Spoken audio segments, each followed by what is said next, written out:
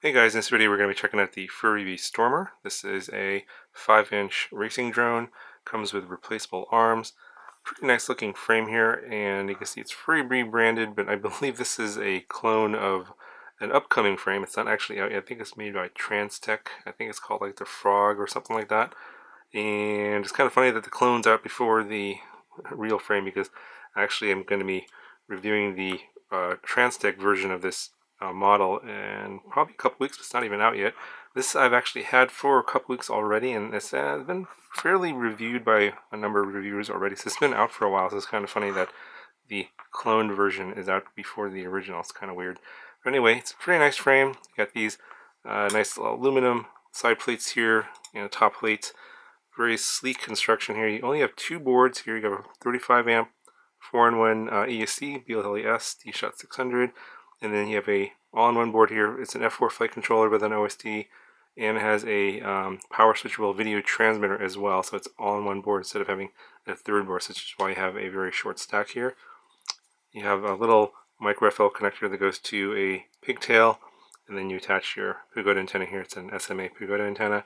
And there's a small space here between the top plate and the flight controller where the XM Plus receiver is. In this version, the XM Plus is already installed. And then they have the antennas out here going out the back on the zip ties, and it's heat shrunk to the zip ties, so pretty good reception. Should have pretty good range. The FPV camera, I believe it's the same one that was on the X215. It's a 16 by 9 CMOS camera. It's an okay camera. I think it's good in bright light, not so good in dark light.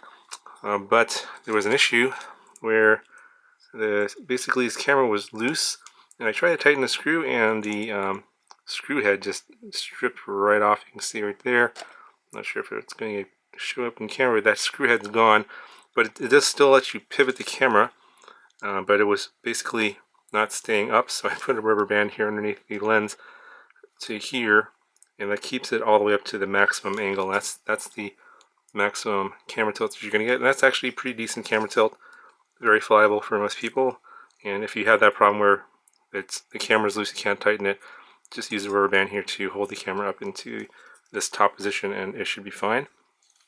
The motors on here are 2308 2200 kV, so usually a lot of these motors are in the 23 to 2400 2500 kV range, so 2200 is a little bit low.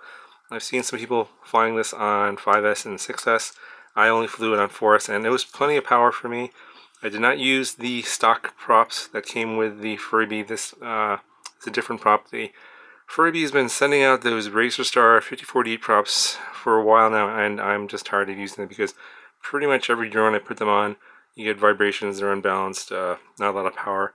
It's a terrible prop. They still keep shipping them, and I recommend you just throw those in the trash and switch out the props to these. These work pretty well on this model. These are the Jump Fan Hulky 5055 props. I did a review on these a while back, but pretty good power. And at 5055 is a little bit higher pitched for a lower kV motor here, so you get good power in the lower band of the throttle range. So I recommend using this prop for this motor on 4S if you're going to be flying 4S on this particular drone. Now the dimensions of the frame, it's 220 millimeters motor to motor. It's 165 millimeters front to back, and 145 millimeters side to side. So it's a slightly stretched X frame. It's not a true X frame.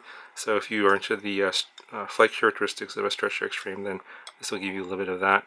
The bottom here, they include this little foam pad, and I actually raised it up because it's kind of thin. I used some extra double-sided foam tape there to raise it above the screw.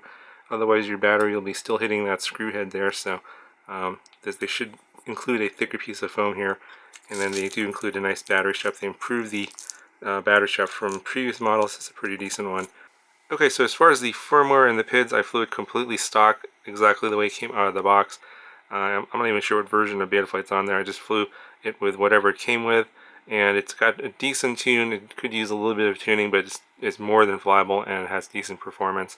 I adjusted very quickly to whatever the tune was on there, and most people should be able to adjust to it. Obviously, if you're very picky about the tune, you can obviously make the changes if you want to. I did fly with a 1300 milliamp hour Force LiPo.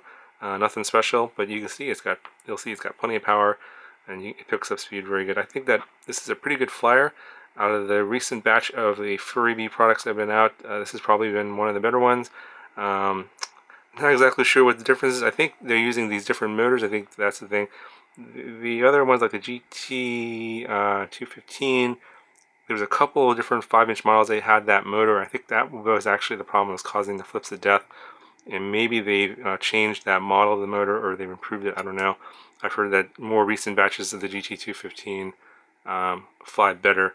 So, I mean, it's probably that they changed the motors out. Anyway, let's go ahead. I'll show you the flight demo. Let me know if you guys have any questions, and I'll talk to you guys in the next video.